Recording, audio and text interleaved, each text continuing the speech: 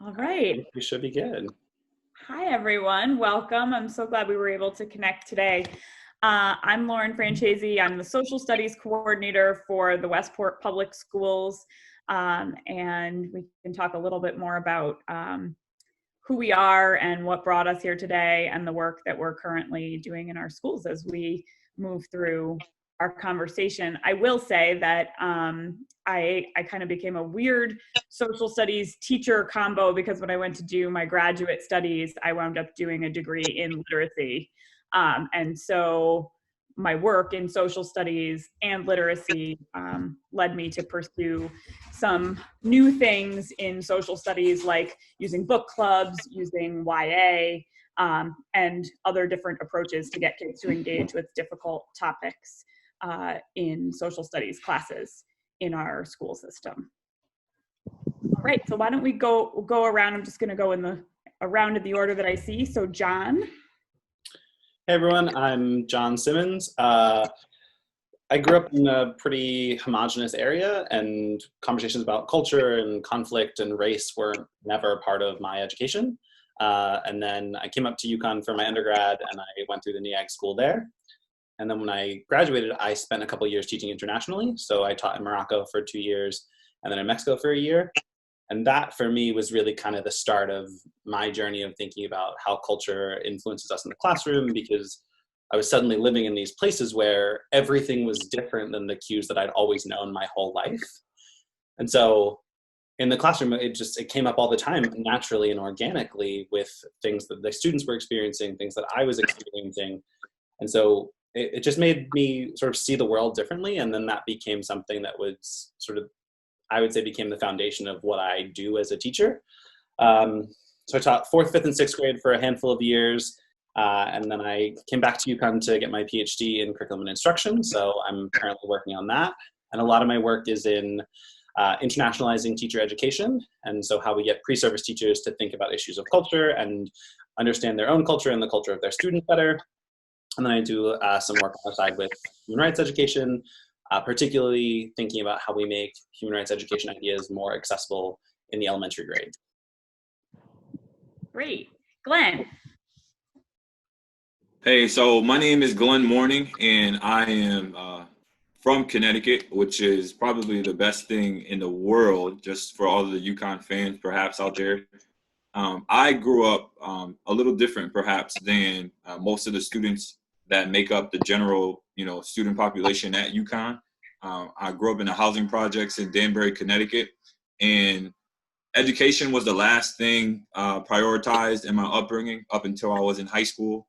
I didn't necessarily care much for language arts or reading or anything in particular outside of just playing ball. Thankfully, I had a village of supporters in terms of mentors and teachers that really did a great job of just coming alongside of my mother, who was, struggling to raise 5 kids on her own, and really motivated me and pushed me to kind of think outside the box in terms of what the possibilities were. Because growing up in Danbury, there weren't necessarily, men that looked like me that were doing anything positive. Most of my uncles were locked up or selling drugs or things like that in terms of some of the poor choices that people can make. So fortunately, I did get my act together to the point where, I earned a full scholarship at UConn to play football. And as a football player on campus, I immediately realized that the academic piece was so much more valuable than being able to run a 40 or to tackle kids, on a Saturday afternoon game. But in short, I was then inspired by just being able to pop into Hartford, as we did a couple, we had like a boys and girls club where you can volunteer during the off season, which really just sparked my interest in terms of wanting to give back to inner city children, and similarly to how I grew up. And kind of with that being said, the educational piece kind of fell into my lap as I graduated early, and I had to figure out, like, okay, I've got 2 years of eligibility left, but they're going to kick me out if I don't keep going and keep adding classes to my course load. So eventually, I finished my master's at University of Bridgeport as opposed to getting certified through UConn through the NEAG program. But at the same time, for the last 10 years, I've been teaching. I started in Hartford, working at Capital Prep right there on Albany Ave. And then I bounced down to Washington, D.C., where I've been working in Southeast D.C. or Northeast. And currently, I'm a 5th grade language arts teacher down here in Fairfax County, Virginia. So super excited to have the conversation with all of you. And it's just, just another blessing to be able to learn as well. Great. Matt? Hi, everybody. My name's Matt Delaney. I'm a teacher in Manchester, Connecticut. I grew up in Massachusetts, actually, a few different places. Saugus, Mass, which is just north of Boston, and then also Attleboro, Mass, which is close to Providence, Rhode Island. I hated school so much growing up. I was like a rebel when it came to academics. I wanted nothing to do with it. I was an athlete as well, so I played basketball and football and ran track. And those were really the only things that really kept me interested and engaged in school at all. I'm also originally a college dropout. I dropped out of Quinnipiac University right around when Kanye West dropped the album called College Dropout, ironically enough. But I was really always just very, very disinterested in the way academics were taught to me growing up. I went to Catholic school because I struggled with school. My parents sent me to Catholic school. And I never wanted to go back once I finished, even when I was in college. But then I worked for Verizon Wireless for like 8 years, just working in a retail store.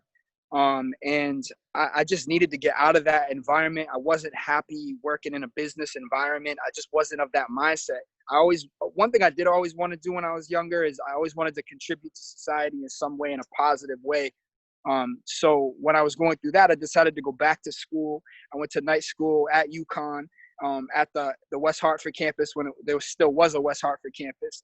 And then when I was going back to school, I realized that I wanted to become an educator because I felt that was a way for me to take all my hatred towards school and reimagine it from the inside out. So once I graduated, did my student teaching in Hartford at Classical Magnet. And then I finally got a job at Manchester High School, and I taught there for a number of years. And then I just shifted. We opened a new school in Manchester called Manchester Middle Academy, which is an alternative middle school, 5 to 8. So I'm now in the second year of that program. It's a brand new program.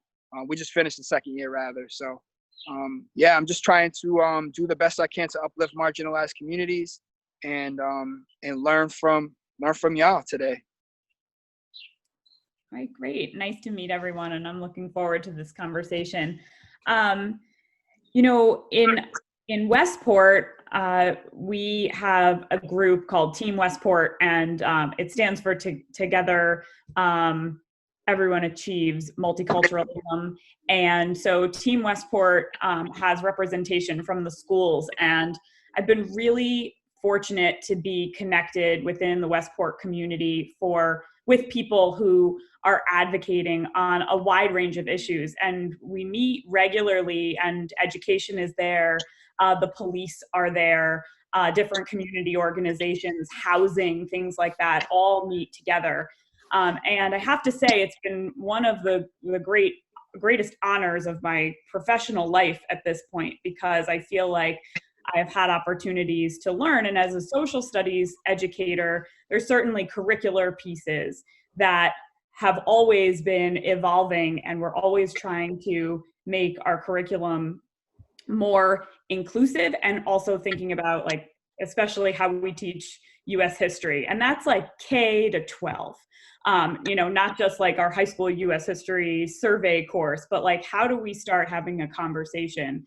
And so I wanted to ask all of you today that it's interesting for me, because one of the questions we're talking about is disruptions in the curriculum at this moment with Black Lives Matter, in the midst of a major pandemic that is certainly highlighting a lot of systemic issues that were always there, but are certainly elevated in our social consciousness right now. And so I just wanted to, I think for me as a social studies educator, we have been talking about this for my whole career. We've been talking about how, what resources we use, how we can disrupt traditional curriculum and really look at a more inclusive and equitable approach to the way that we explore historical topics. And so I just wanted to ask you, what are you thinking about in your curriculum in your schools right now, and what types of curricular approaches do you feel need to be emphasized in your classroom or in your school or in your district at this particular moment in history? Can I jump in there? Mm-hmm. So for one, I think the starting point, you may not have mentioned the actual starting point in terms of where the source really comes from in terms of the classroom teachers themselves, right? So we have somewhat, this kind of, there are times where you feel like there's a lack of autonomy based on, what your module might be for language arts or social studies or humanities or what have you. The leadership team in your building from K through 12 language arts department, might have emphasized certain standards or, some type of a pacing guide. But one thing that I've done immediately in my career was recognize that there were some pieces missing. And the only way that I knew that there were some pieces missing in terms of U.S. history was because I myself was educated on some of the disparities that were not being included, right? So you have, for example, the transition for African Americans that were, that were freed men and women in the 1700s. What did those people do when they were free, right? There's proof in society that we ignore, that we're afraid to talk about, that can paint a very clear picture in terms of the communities that were developed, and including, obviously, if you're learning about Black Wall Street in the year 2020, then it's already too late, right? Understanding that places, down in Florida, like Fort Moss in Fort Lauderdale, or understanding that Central Park in New York had at one point been an African-American community predominantly, ran and operated solely by freed African Americans, and really being able to highlight those specific positives that were taking place in society, where our curriculum starts the African American experience for the most part from grade 2 all the way up, whenever it's introduced, from the starting point of African Americans having been slaves, having been freed, having been on this, this grand pursuit of, equality and freedom, right? But if we consider 2 children sitting in a classroom, one that looks like me, specifically in some of the more, more diverse communities, I couldn't imagine certain parts of Connecticut really replicating a school in like DC, where the population is like 100% African American, like there's no subgroups. But in the effect that there is a subgroup, there's a little Black kid in class and a little white dude in class, and the teacher says, you could be whatever you want to be. Okay, turn to page 20. And you got 44 presidents that were white men, fact, can't deny that. But then you don't include some of the wins that African Americans actually had throughout that journey, then you're left to believe that this kid who's sitting next to me is somehow greater than me or higher, or he has some type of a leg up, right? So it's almost like describing the NBA and take out Larry Bird and Tony Kukoc. You telling me that a little white dude in Simsbury is going to think that he could grow up and be an NBA star if he never sees kids that look like him make it to that level, right? So in terms of inclusion, in terms of, the equity piece, we as the educators have to understand that there are pieces that are missing to begin with, and it shouldn't settle in our stomachs and in our hearts. We shouldn't be able to sleep knowing that we're missing some of the pieces that actually are used to, level the playing field just in terms of how kids think, right? So that's kind of like where I wanted to throw in a little piece of, some of the things that I've been working on down here in the DMV. Yeah, it's an interesting, there's been a lot of conversation about diverse books. And I've often said with my teachers, well, diverse books are great, but who's having the conversation and who's planning the instruction and thinking about what those conversations look like around those texts, right? And so I think you bring up a really good point about, like, there's the content piece, but also the teachers themselves and what they've learned and what parts of history they are acknowledging in their instruction, right? So it's and a lot of it is that learning and unlearning piece, because a lot of history instruction has been grounded in a white narrative overall. So I'd like to hear, John and Matt, what do you think? What are you thinking about for your students this year? Well, I think similar to what Glen was saying, like it's about knowing that there are these missing pieces in history and then finding ways to add them into what you teach, whether it's through narratives or whether it's through primary source documents, but finding ways to tell more than just the one single story of what we consider history to be. And then I think the other thing that I've been thinking a lot about is communication skills. I feel like in the middle of Black Lives Matter and the pandemic, we've seen over and over again people unable to sort of find consensus and unable to have conversation without it turning into this like giant fight where no one is really listening to what anyone else is saying. And I firmly believe that like those communication skills can be taught, like explicitly taught. We can learn those things of inviting other people into the conversation or asking them to explain their perspective. And I think that work can start at such a young age.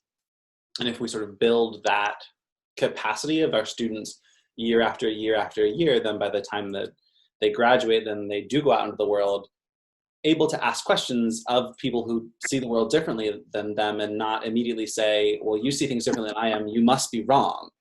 Because I think that is a huge problem in our society today. So for me, the two things that I've been thinking a lot about are what narratives we're telling and how we're telling them, but then also how we're speaking to each other and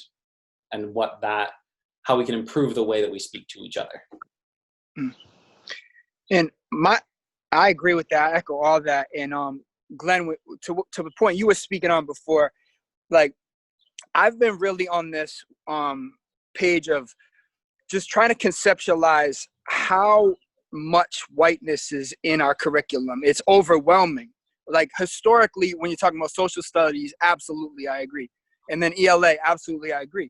But it's not even just that. It's like, it's the way that we approach things. It's the white culture, the way that we don't want to do anything or get into anything because we're so concerned that we're going to mess up or we're going to look bad or we're going to expose our ignorance. So it's like, for me, it's been a lot about just thinking about just be brave, like go into that conversation.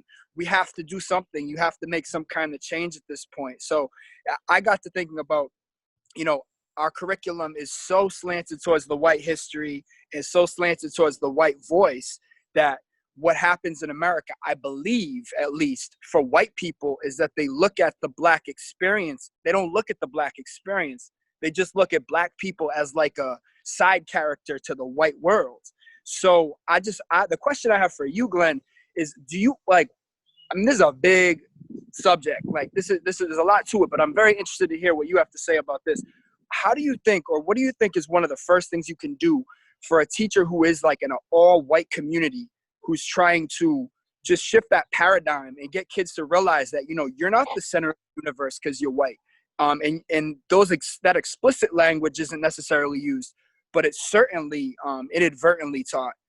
So what do you think for so many of those all-white communities or like predominantly white communities, what's the best thing that a teacher can do to just jump in and try to make change and shift that paradigm? Yeah, and it's a topic that, down here that we talk about probably every day, to the point where a lot of the work that has already kind of started on a mainstream scale, most of that work has really been done on the opposite side of exposing children of color to other communities like Fairfax and getting into Arlington and what have you. And to answer your question, you can use a strategy that we've used down here, right? We've partnered with other schools that reflect, the opposite demographic. And we've done things as like writing pen pal letters in terms of, what are your favorite things to do? What are your favorite, sports? How many brothers and sisters do you have? Because we're talking about from that K-5, jumping into middle school, and then by high school, they should at least have some type of a critical analysis of knowing how to then interact with each other, right? But having those connections with kids to see that, for one, they're all the same, right? That you have the same type of emotions, that you have the same type of concerns, the same type of fears, so that children themselves don't necessarily see this divide, because everything that, we might be seeing on the media has been taught, right? So I have to stay away from people that look like you guys because someone told me that you're dangerous, and vice versa. But we never get a chance to actually interact and learn those, the realities on our own. So being able to interact with each other and building those relationships cross community, right? Entering into a different cultural space is one of the approaches that we've used. Secondly, another thing that we've done in terms of how you can apply it on the opposite spectrum in terms of, predominantly white community, being able to then bring in that alternative narrative like we're speaking about in terms of the African-American experience, or just people people of color in general, right? Because you don't want to, there's the spectrum of people of color, but the work that I've done has been more so in the African-American studies. So I don't want to go off and speak on something that I haven't really done a lot of work and research in, right? But it's one thing to enjoy the culture. Every kid in Westport has a favorite basketball player. There is a chance that favorite basketball player, just using sports for example, because you could tie this into culture across the across whatever genre you want to go into. But if you recognize that you have an interest in something that also includes other ethnicities, there's a bridge right there that you can use in terms of a platform or a tool to then say, okay, what else do we know about this person? Oh, where are they from? Oh, they're from the south side of Chicago. Okay, well, let's learn about what high school he went to. Well, let's learn about some of the music that, developed in that area. Let's learn about some of the colleges that are there. Oh, let's look at the housing. Let's compare how these big houses on the suburbs, why are they so different? So then you're opening up conversation and dialogue in a very authentic way. But the problem is sometimes we don't necessarily have room for it in our really tight schedules that are so, restricted in terms of testing or, pacing calendars or what have you. So I've just broken the mold down in DC to the point where, like, I'm not following the modules, especially if I have kids that can barely read. Like, I'm teaching them about, how to access information so that they can participate in conversations that move culture forward, right? So when they see a white dude across the street, they're like, oh, Mr. Mourning was talking about, for example, Larry Bird. So now to the point where they're not looking at somebody as other, they're making a connection that's a positive connection to, like, oh, well, Mr. Matt was talking about LeBron James. LeBron James is a black dude. He grew up in Ohio. So it's not so unfamiliar for kids to then be able to go into the more critical, more academic type conversations when you tie it in and you allow them to explore, some of their interests, some of their natural conversations, like at the lunch, at lunchtime, PE, recess.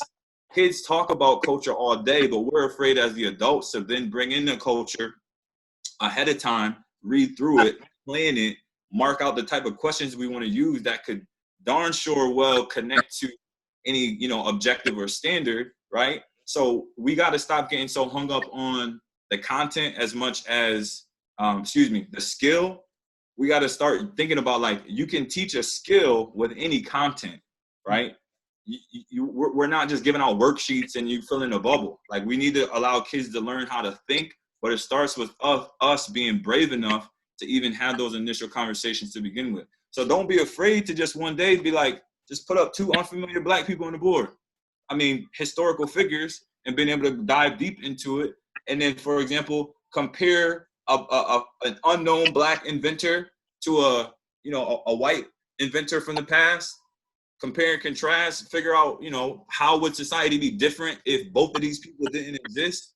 Because then at that point, you've got value to both of those people. Identify those people by however you want to break it down. Oh, this is an African-American male. This is a white man who, held it down and taught at Harvard and all of that, or whatever. But we just have to be willing to have those moments where you might not know all the answers, but nobody does. You know what I'm saying? Like, you just have to do the work, and you can't be afraid of having to go back and find the answers later on.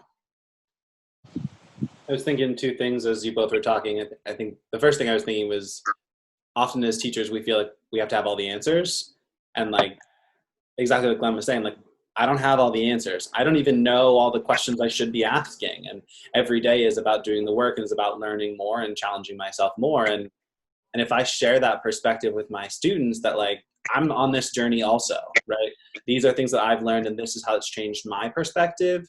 And we're going to continue to learn together and change our perspectives together. Like being open and honest, I think is really important with students and owning when you don't necessarily know something. And the other thing I was thinking about, to me, one of the areas of white privilege that's often really kind of unconsidered is white culture. Because I think a lot of white people feel like they don't have a culture because the way that we learn about culture and talk about culture is we often other it and we often exoticize it. And so like, I think that adds to some of the I gotta stay away from them because they're different than me. But I think if we not only do the work to learn about other people, but if we do the work to learn about ourselves and our own culture and how we see the world, I think that is really powerful work also in understanding that like everyone has a culture, right? Whereas I think a lot of white people feel like culture is something that other people have. It's something that foreign people have, or the people who don't look like me have, but we have our own cultural beliefs too. And so I think that is another piece that teachers can start adding in. And maybe for some teachers that feels like an easier first step, right? Getting kids to start viewing themselves as cultural beings, no matter what they look like, no matter where they come from. That might be a place that some teachers feel more comfortable starting. And I firmly believe there's no bad place to start, right? But I think for me, the point is you have to start. I don't care which path you take and where you start, but you got to start. It's time. It's past. I'm with it. It's time. Speaking of white culture, so I teach content literacy at UConn, and I have all my pre-service teachers, they write a reading resume, which is a little bit about like, tell me about yourself as a reader and how you grew up as a reader. And I always have students submit it to me before we start the class because I like to know about the experiences, because I do feel like your experiences as a reader, developing as a reader and as a reader throughout your lifetime do say a lot about your story. And I was reading them as my class started this week, and out of 12 students, only one of them shared a book that they read that had an impact on them by a person of color, that was written by a person of color. And I thought, we have pre-service teachers who are going to be in classrooms, they're going to be in, recommending books to kids or talking about books with kids, and how many of them are reading stories, reading, fiction, nonfiction, it doesn't matter, reading things that have been written by people of color. Like, what is your reading diet? And so I wanted to ask Glen, because you're an author and you're doing some really incredible work with your books, to talk a little bit about what you've created, how you've created them, why you've created them, and what you think about kind of the diet that students get in their books that are available to them at school and really in society too. Yeah, so this is a heavy question for me because I started reading at around I was probably 9 or 10 years old. I was in the fourth or fifth grade when I finally passed a second grade reading assessment. I physically still have the copy of the running record and everything at my grandma's house, right? Wow. And thinking back to how hard it was for me to even walk in a grocery store as a 7 to 8 year old and not being able to find things that my mom needed, that was, reflecting back on that has a lot to do with why I'm so passionate about literacy from a K-2 perspective in terms of all of the foundational skills and letter sound recognition and all of that stuff, right? All of the science behind it all.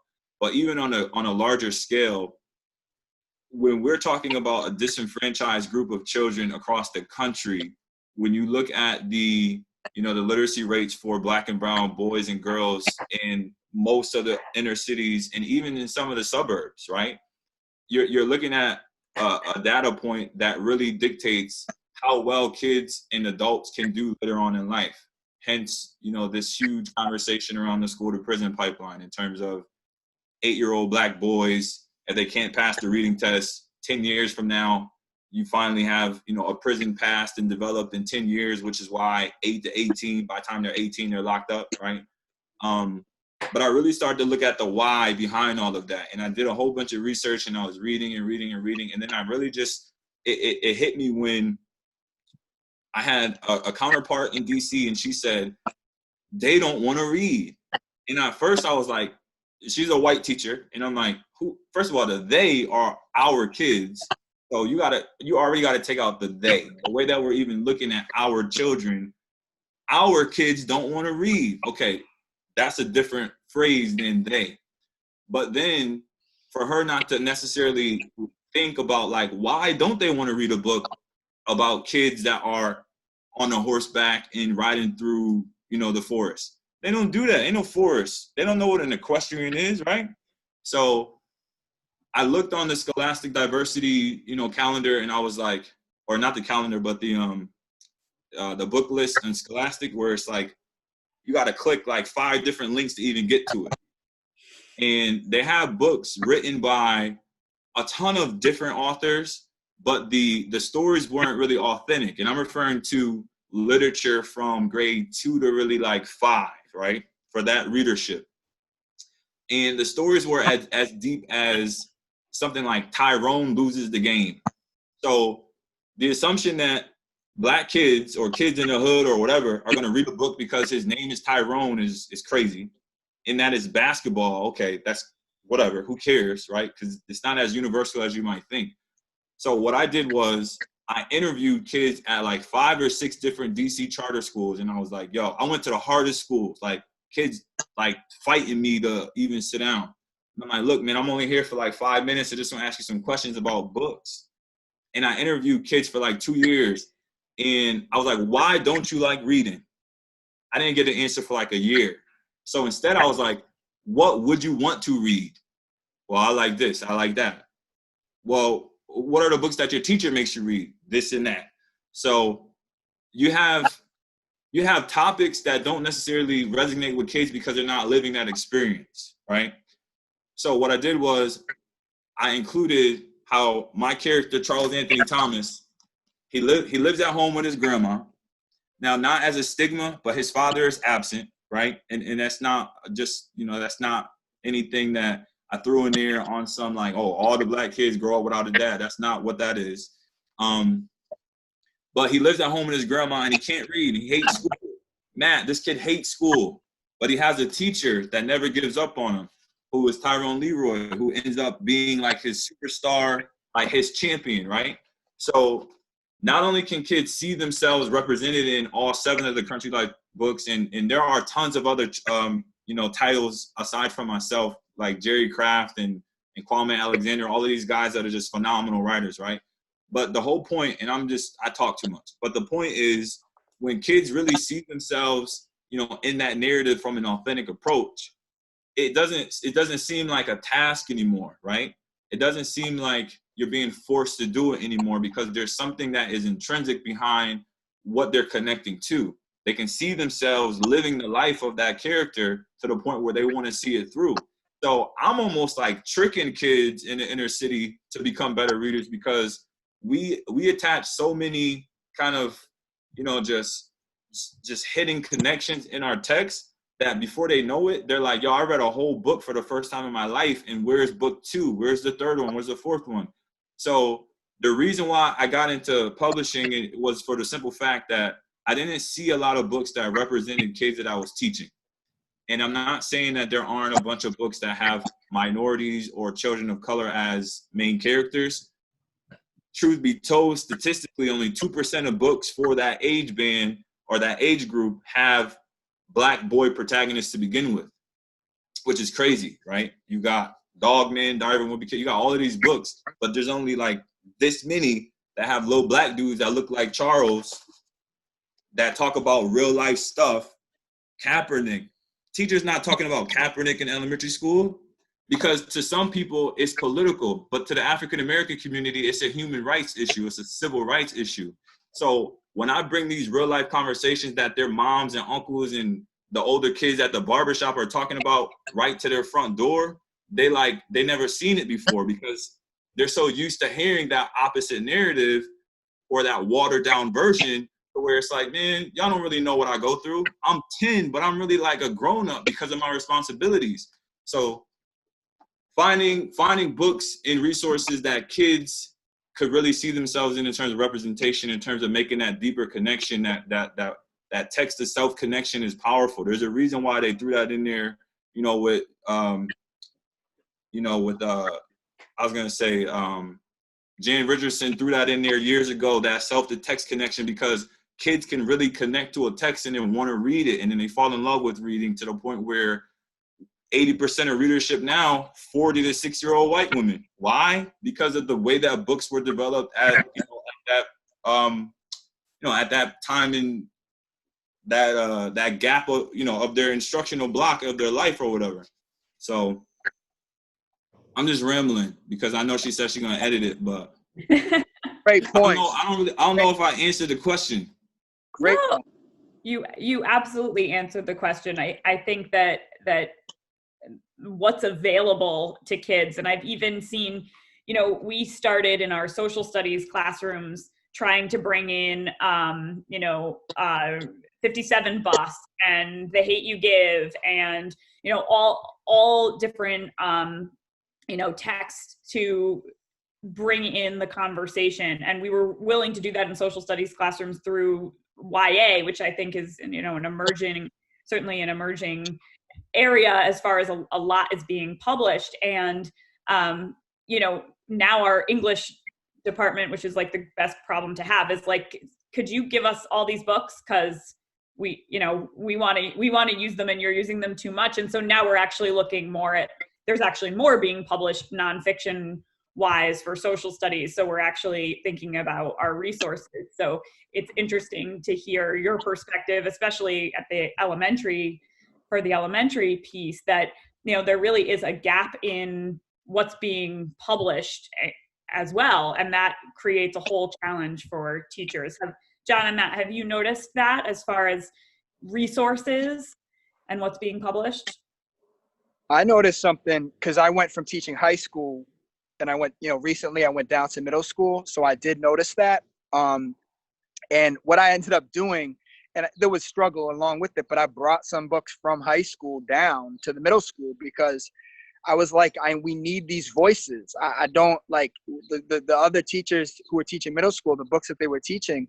I'm like, this is the same stuff that I taught. Whereas the high school was a little more progressive. There was more current YA novels. There were more marginalized voices. There were more Black voices. But it's sometimes another hurdle for kids to get over. Sometimes it's just like, if you're throwing them a higher level text, and they started hating reading in 2nd, 3rd grade, and now they're in 7th grade. It's like, you want to get them engaged, you want to get them excited, as Glenn was saying, and relatable. But then also you have to overcome the gaps in the reading ability. Where those books are needed to bridge that gap. Like those books are so needed. The graphic novels, like you said, like those in the white communities, like those are just like all the kids' favorite books. Even in like in Manchester, even kids of color who are like, those are their favorite books.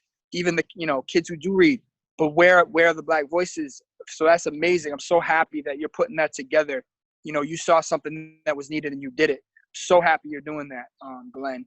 And we need more of that. And it got me thinking about, I was listening to a podcast with Jason Reynolds last week, and he was just speaking of how, like, just generally speaking, how we just kill the child in the child. Like we want them to grow up and hurry up, be more mature. Whereas what makes them creative and beautiful and inspiring and unique is their childlike abilities, is the way they see the world, the truth that they speak. And then we give them a book and we say, this is the truth, and if they don't see it as their truth, then there's a disconnect. Then they immediately, they look at us as somebody who they can't trust, or they look at reading as something that they can't trust. I'm just speaking, I'm not going to quote him exactly, but essentially what Jason Reynolds was saying, it just got me thinking a lot, that whole idea of trust, because it's so key. We always speak to that. The teacher-student relationship, trust is everything. if your students don't trust you, don't look at you and be like, oh, I trust this man or woman. It doesn't matter what you do. It doesn't matter at all. I don't think. They might learn some stuff on their own, but not because you inspired them or not because you pointed them in the right direction. So yeah, I think the books we put in their hands, we got to trust those books, and we got to trust the voices are authentic before we, ask them to trust that those voices are authentic. When I arrived Just as a side note, really quick, this is one of the examples that I wanted to say, and this is like 10 seconds. So, for example, I had some boys in the city in DC, and I gave them. I love Magic Treehouse. Like Mary Pope Osborne is my favorite writer all time, and I was like, "Yo, this is the Magic Treehouse." Soon as I said Treehouse, they was like, "Man, get this out of my face, man!" Like they didn't even want to try it because the word Treehouse just threw them off entirely, So using books that are of interest just as a bridge, you know what I'm saying? Because later in the year, they read like book 1 through 15 on the carpet on their pillows, you know what I'm saying? But it takes, they got to gain some momentum from somewhere. And I think the momentum comes from that connection piece to something that resonates with them, especially kids that are already behind, that don't necessarily read independently that well to begin with. My bad, John. No, you're good. I love that story. I think that's so true. And when I walked into my first classroom, I took a look at the library, and it was like things I had read when I was 9. And I was like, this is a problem that there's not a single book that hasn't been published in the last 7-8 years. Like, why? The Boxcar Children are great, don't get me wrong. I loved them, but like, there are so many more stories that we could be sharing to our kids. And so like, I think that's part of the work that teachers need to do is look through their own classroom library and see, am I telling current stories? Are kids, do they have access to that? Do they have access to stories that feature kids that look like them, that sound like them, that talk like them, that come from places like them? But I also think that we want them to have access to stories that feature kids that don't look like them, right? And so like but you got to look around your library and be like, what do I have? And then what do I need? And it's a constant building. I've been super fortunate that I've, stumbled across a couple public library book sales and been like, I'm going to buy this and this and this and this. I've applied for some grants to get stuff to add to my library. There's ways that teachers can do this to expand their library, but I think it's a critical step. Yeah, John, you got me thinking about like 2 things. One is I think her name is Rudine Sims Bishop. She said like she's the one who came up with the idea of that, like books can be used to be a mirror, a window, or a door. You know what I mean? So like the kids need windows, they need mirrors, and they need doors. They got to be able to see themselves in the literature. They got to learn something new about a new group of people, and then they need something that's going to open up doors for them and show them, how they can get new opportunities. So I agree with you 1,000%. But also, you made me think about just like questioning the idea of a literary canon. What that speaks to so many other problems, in our school systems. Is like, why is there a time frame where white men wrote books, and then that time frame is the canon, other than indoctrination? You know what I mean? Like, other than that, like, because what other answer is there? Is that there has to be some why? Like, I like Shakespeare, whatever. I've gone into that. I've figured it out. I've read it enough to, not when I was in school, heck no, but now as an adult who taught Shakespeare a number of times. But like, why? Why is that art so much more important than art being created right now? I used to run an after-school kid Shakespeare club, and it was Shakespeare and Sword Fighting was the name of our club. And so we would and it was all about taking Shakespeare and breaking it down to where 3rd graders could understand it. And like the first day is always terrible, but like little by little, when they start to understand how to read the language, like they come up with some such cool interpretations of things. And I have them memorize sonnets or different passages. And I think that like there is value in having that idea that like Shakespeare is an iconic person, an iconic figure in history, but like it can't be the only story we tell, right? And so I struggle with the idea that there's like, this is the list that everyone must read, right? I love the idea that it's like, this is the list that you can read, but so is this list, and so is this list, and so is this list. And I want you to pick things that are gonna you're going to connect with, however it is, whether it's through decoding the language of someone like Shakespeare, or whether it's through finding an experience like some of Glen's characters where it looks like me and it feels like me. And that's how I think about teaching literature. But one thing, first of all, Matt, what you were just saying is one of the answers to your earlier question in terms of where do you start, in terms of, you know, if there was an all-white class or whatever, bring in books, man. That's number one, you know, obviously. I just wanted to make sure that I'm really saying that for myself. I'm writing notes. But John, to that point too, man, there's also a danger in teaching some of this rich classical literature if we don't also teach it to its full capacity, because Shakespeare himself even references Africans and Moors and their impact on Europe and London and Greece and all. So I always challenge people in terms of where can you find an easy win if you're mandated to teach the you know, the American Revolution, if you gotta cover 1750 to 1780, whatever it is. Where can you, if you're conscious enough to want to include diversity, where can you go and find the addicts and the other guys that were a part of that story? You know? So it's like, we can't be afraid. Like down in DC, the solution for Arlington and Fairfax this summer, and I'm having a meeting next week, and I'm about to go off on these people. I might get kicked out of the Zoom. But their solution to diversity and inclusion is teaching a deeper knowledge of slavery during George Washington's presidency. So I'm like you're missing the mark entirely. Like, to continue educating and moving the conversation forward, emphasizing slavery and going into more detail about oppression is not going to solve any problems that are currently existing in terms of, I'm trying to connect this, right? So at UConn, I had a white girl tell me that I was lazy, that I didn't work hard, that I didn't deserve to be on campus. Okay, where did that come from, right? Well, you know, black people, they you know, I've been, where she said, I've been to Bridgeport, and black people there, they don't work hard. That's why they live in the ghettos. And she said something really off the wall. And instead of getting mad, because at that point I was 21, I was kind of hip to a lot of, you know, history and culture, because I was doing my thing, getting ready to go teach. So I was just trying to get my stuff together. And instead of getting mad and yelling at this girl, I was basically like, it's not your fault that you don't necessarily understand the, you know, the legislation that was passed that literally locked in minorities to being in these restricted zones, right?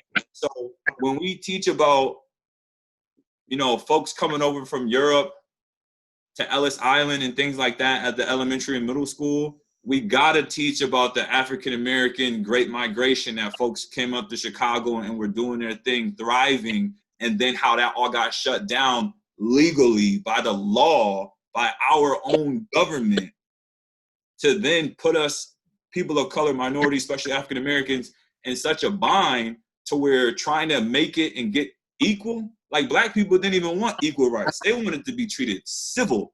That's why it was called civil rights. Equal rights, civil. Just treat us civil, right?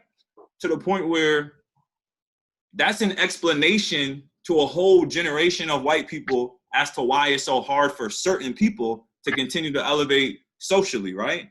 So instead of then being a 30-year-old white person that might not have education on black culture, assuming that I'm lazy, you would have this context to, wait, there's a different path that this person had to take, generations of these people had to take in order to even get to this point, to have this job or to have this platform or to have these opportunities, to where we bridge that gap through education. And we as the educators, we have to be the starting point.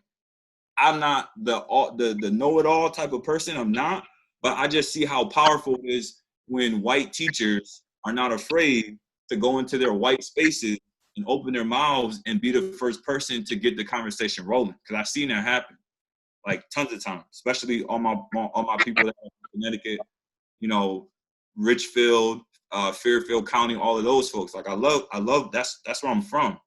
So, you know, that's the work right there.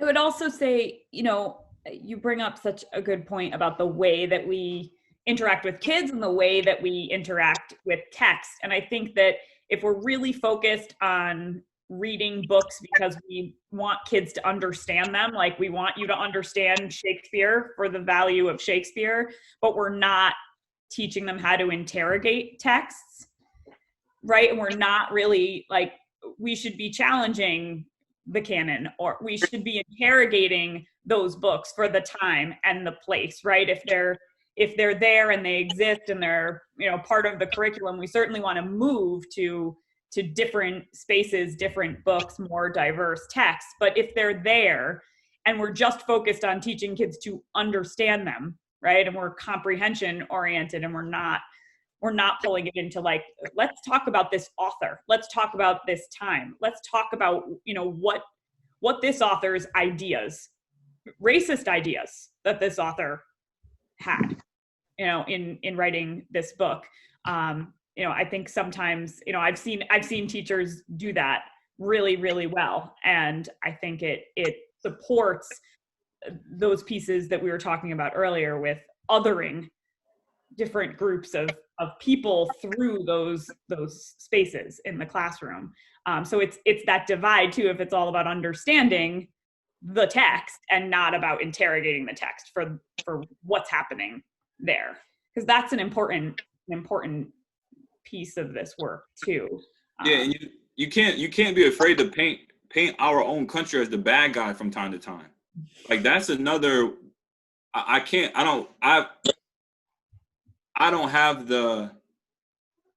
probably the knowledge or the experience to consider that like a white privilege type of thing. I'm not really a white privilege, Black Lives Matter conversation guy. I just talk about my own experiences really. But if it's one thing that I've seen in education so far, it's that like there's this white superior savior complex that's really glossed over history and social studies. So where like even when Europeans came to the Americas, it was like they called it the Crusades, right? They called like everything is so referred to as like a positive, you know, it was the divine intervention. Like we're supposed to go do this. And it's destiny. We deserve it. You know what I'm saying? And I think that subconsciously kids that are especially the smart kids in suburbs, they don't do it on purpose, but somehow that seed gets planted to where it's like, this is my country. Go back to Africa. Like that's a real life thing, right? Like why? Like where does that come from? Why? How can you be a 40-year-old and then have that type of mindset? It's because you were so misinformed as a child. You see what I'm saying? Yes. But in that person's mind, they're right because that's their reality and that's their history and that's their knowledge base. So I don't get mad at people that aren't willing to really open up their mind and to think about multiple perspectives. I don't get upset. I just question them. I'm like, what did you learn? How did you learn it? And if you're even willing to continue learning, because if you don't want to continue to learn, then we can't even have a conversation. Yeah, that's so on point. The whole like white experience is tied to indoctrination. Like I can't not use that word. Like a lot of times I think in school systems as well, we tend to pass the buck and say, oh, you know, this kid is racist because they got racist parents, and completely ignore the idea that we're training him to be like a nationalist in a lot of ways. We're training him to just see whiteness as power, and to see that, you know, that what has happened is the result of a God looking out for us to make sure that we take what we have and teach the rest of the world and change the rest of the world for the better. Exactly to what you're saying, Glenn, like that whole savior idea. I mean, there's a lot, you can find it everywhere and anywhere. A filmmaker named Jonathan Rempel, he had a thing called White History Month. I don't know if any of you guys got put onto that, but he did it throughout the month of May. And every day he did, he basically flipped the whole script. He every day he went into a particular white historical figure and he showed the negative truth about that white figure. And the reality is there's a lot more negativity that can be found in these white figures that we've built monuments for, and that we have really championed, in the past. There's a lot of negativity you can find, and we're so scared to do that. And the only in my opinion, is the only reason, the only evidence you can really see as to why we do that is because it's indoctrination. It's built into our system. It's systemic. It's systemic racism, but it's systemic indoctrination. And all of us have been brought up in it, and we don't even often see it. I think it's easier for a person of color, a black person in this country, to see it because of the violence done to them. So yeah. But at the end of the day, this is kind of like my last point, because I talked my head off, and I apologize for not sharing the space. We didn't go over any norms, like in the meetings. Like, share the space. But the last piece is, like, at the end of the day, I don't want to leave this conversation with the kind of with the misleading, thought that, like, I feel like Black kids are left out or children of color are left out. Because in a lot of cases, who's really being left out are their counterparts that are being, that are not having these opportunities to really learn a more deeper, richer context to what has taken place over the last several hundred years, right?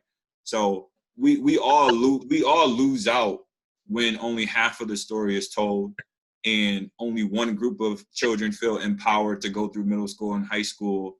And I think the shift that has to take place, again, it just goes back to my first point. The people that are entering into these classrooms have to go through some type of a multicultural course. I don't know if you guys already do that, but I know when I finished my master's at UB, it was like, learn how to teach math, learn how to do this guided reading, and here you go.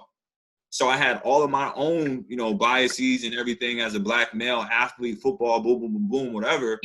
I brought that into the space, and I didn't really, like, I was super one-sided, because I was like, oh, I got to teach these little Black babies now because no one else is going to do it. So if we have those conversations at the grad level, at the certification level, around multiculturalism and the realness and how uncomfortable it might be, I think that that's the part where if you're practicing being uncomfortable before you get in front of kids, it's probably a better transition, right? Because I've seen white teachers in the inner city straight up cry and walk out of the building because it got so rough, But if that training was put in place prior to support someone the way that the information that they didn't have at first, or, the perspective that they didn't have a chance to practice with, like we're practicing now, learning from each other, I think that these conversations are so vital in terms of then sending a 22-year-old girl from Darien into Hartford to work on Albany Ave. Like, it don't work. So I think we need a lot more time to talk about the systems, and especially, we didn't even really scratch the surface about the teaching force overall, and having a diverse teaching force overall. I think that's probably a whole other session. Can that be part 2, talking about talking about that piece? So it's after 7:00, but I cannot end this session without asking all of you what you're reading this summer, because I'll start.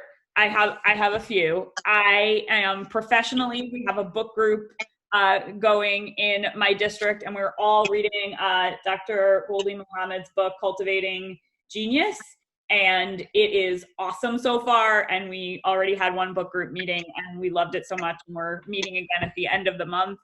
And because Glen is a 5th grade teacher, I promised my son I would share Nick Stone's book. Oh yeah. That's my homegirl.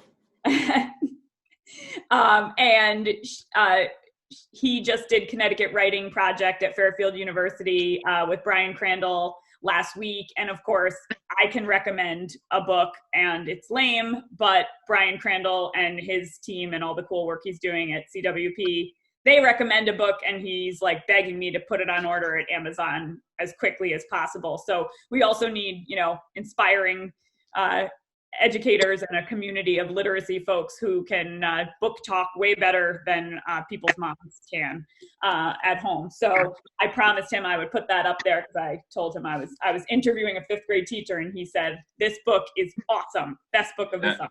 That's the book. That's the book right there. So what's everybody else reading?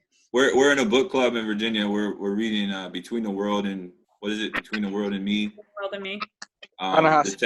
Yeah, that is deep, man. He's such a brilliant mind, to the point where it just makes so much sense. But yeah, that's where we are. Yeah, I'll leave it there. Great. I'm currently reading Race Matters, Dr. Cornel West. It's an old book, but I always loved him. I've listened to him speak like many, many times, but I'm reading his book, Race Matters, which I'm excited. It's really good so far. I've got a couple things on my list. I'm about halfway through Lisa Delpit's Other People's Children, Cultural Conflict in the Classroom, which is sort of a series of essays, and I really love the way that she writes. In one of her early essays, and some of them are published as far back as the 80s, and in one of her early essays, she talks about sort of the culture of power and helping teachers think about how they can get kids to understand the culture of power and speak to the culture of power. And so that essay in particular, I really enjoyed. I've also got Confessions of a White Heterosexual Male, which I haven't started yet, but was recommended to me. And so I'm hoping it says Your Guide to Understanding Civil Rights History for Gays and African Americans. And so I think it's super important to continue learning about different people and their sort of journey. So I'm interested to pick that up. Does it include women? I'll let you know. Okay. They're not on the title, which maybe is a concerning thing, and maybe I should be more worried about that, but I'm just wondering. No. And then I do some work at the university with some science education work, which is not really my field of expertise, I would say, but the projects are really interesting. And so I just ordered Braided Sweetgrass, which is sort of about indigenous science knowledge and native science knowledge. And so I'm kind of excited to dig into that. Very cool. Well, thank you so much, Glenn. When we get out of this, hopefully soon, this distance pandemic mode that we are in Westport, we have the Saugatuck Story Festival every year, and we celebrate all kinds of authors. Nick Stone has been there, Jason Reynolds has been there, Jerry Craft is really involved in it, and so I hope that you will join us for Storyfest the next time we're able to have it, or if it takes place online. So I hope you'll come, and we do, and it's a lot of mostly YA books, but they also celebrate all sorts of authors come and speak, but YA has been certainly the hit of the Storyfest weekend, and lots of kids and their adults attend too. So I hope you'll come, because thank you for that information for sure. Yeah, it would be great. It would be great to have you. So I will make sure I reach out to you so that you can participate. I'm not sure what they're going to do this fall, but I'm sure something's going to be happening. Yeah. And Matt, one of my boys from the team, he's from Glen, up that way. Oh yeah, that's right next to Saugus. Yeah, we see that exit every time we get on going into Linfield Street or whatever. That's where they grew up. I grew up right off Linfield Street. Yeah. That's family over there. That's what's up. Glenn, what school in Fairfax County do you work at? I transitioned in January. I had my school got it was like on the news for like being crazy, like fights and gangs and parents going crazy. So my wife was like, yo, you got to get out of here. So I'm at Fort Hunt Elementary in Region 3. It feels good to be there, but it's the first time I've really had kids that are like white kids. Like I could say that, like, you know, like I never really, it was different. It was more so like how I, like on the opposite side of my hometown. So it wasn't so unfamiliar. But yeah, they got like 18 kids in the class with 2 teachers, with a lady who comes in and does reading. They got a band coach. They got a violin coach. Teachers get real break times.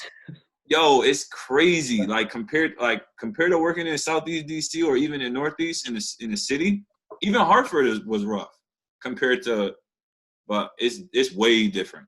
And ironically enough, man, I love these kids, man, and they love Country Life too. Like, so that's how I know Country Life is dope. So I used to work in Fairfax County for 4 years before I started the PhD program. Whereabouts? I worked at Falls Church at Lemon Road Elementary, which is like the 3rd smallest school in the county. Yeah. Real tiny. Okay. So we live off a seminary, so we're like exit 4, Alexandria. Yeah. Yeah, I lived in Delray when I lived down there, which is just outside of Alexandria. But the county is an interesting place for sure because it's right. So you already know, like, yeah. And when you were talking about something, I was like, well, that makes sense. I get that. Has your school done any of the county's cultural proficiency work? Yeah, we had the most recent was right before COVID in February, and it was beneficial to an extent, but I don't necessarily know how well teachers really implement some of those strategies. And my wife was the equity lead at West Springfield High School, so she would come home and tell me all the time, like, yo, these teachers don't care. They like they skip out on the meetings. They don't celebrate, like, there's no Black History Month. There's no assemblies for like diversity and culture. They make things opt in as opposed to like mandatory, you know, components of their school culture. That's something we didn't even talk about, school culture. And I feel like that's like a massive piece to all this is like, if you can build that stuff in, not as like an opt-in for your school culture, but it's like, this is what we do at this school.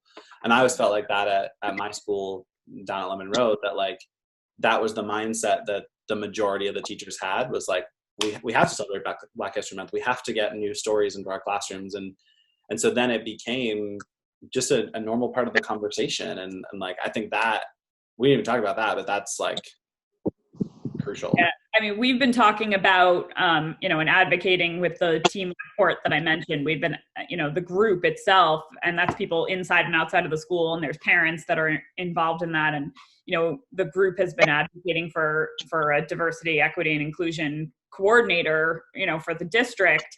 And, you know, one of the things that I keep saying, you know, inside is that, you know, it's also not fair when people are put into a position like that, when the everybody hasn't bought in. You got to have everybody bought into the work. It can't be, well, now we have this person and they're doing the things and the rest of us don't have to do the things, right? Everybody's got to do the work. And so I think it puts somebody who has really great expertise and really good intentions and really good insight for the district in a really tough position, because the district or the school hasn't committed to things like, these are going to be mandatory things like Black History Month in a school, right? And then that person has to be like the person who says those things are going to happen, as opposed to the community saying these things are going to happen and this person is going to help us implement them the right way using their expertise. And so that's one of the things that we're working on. And, you know, our whole social studies group did a ton of professional reading this year. And it was amazing because I had sent them, you know, I was reaching out to them. We were in the final weeks of school, right? And we had protests and all sorts of things happening in the national conversation, but we were right at the end of the school year. And I sat down at my computer to send an email to say, like, do not be neutral right now. I don't care what kind of environment we're in. We're going to talk about this week. I don't care if we're in the last week of school. I don't care if kids are, you know, maybe not popping on. Like, we're going to talk about it this week. Pause whatever you're doing and have the conversation. And it was the first time, and I do this all the time, right? When something happens, I send out resources. It was the first time after we read, How to Be an Anti-Racist. We had groups reading all different books. It was the first time that before I could send the email, I had teachers emailing me. How do we do this? What's the best way to have the conversation? How are we going to approach this week? Can we, get a Padlet and start sharing resources so that we can really power through this in the last couple of weeks of school and make sure we address it? And so, those types of things, I feel like the community has to be, doing the work. And then you have people who are in there who can help you to do it the right way, right? And check you a little bit because you think you might be doing something the right way, and you're not. So you need those experts in the district. So I think that's another thing to talk about, right? The whole school culture and what a school district is supporting, and not just. I mean, I've attended some not so great trainings too, that I felt like were maybe even counterproductive, and people really weren't engaged, which is unfortunate. So. Man, I could talk to you guys all night. This is great.